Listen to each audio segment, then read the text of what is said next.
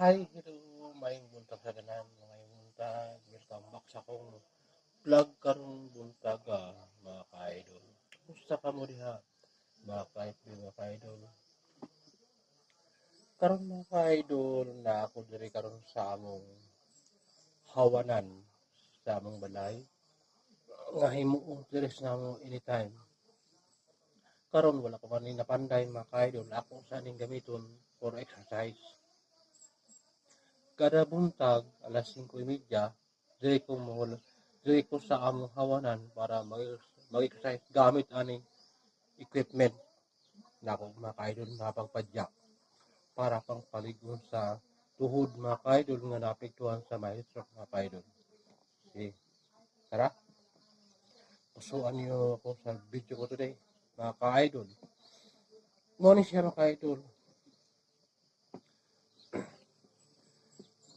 Ako ginabuhat adlaw-adlaw mga ka-idol pagpadyak para maligo na akong muscle nga naapektuhan sa may stroke mga ka-idol. So, muna siya mga ka-idol.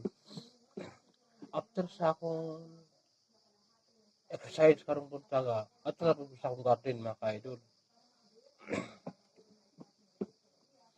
Muna niya akong rotation every day.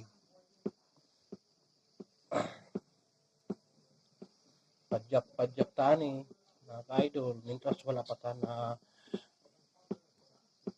recover og maayo. So thanks to God na anam-anam na jud mga ka-idol na nakuha ang inaasam-asam na recovery mga ka-idol.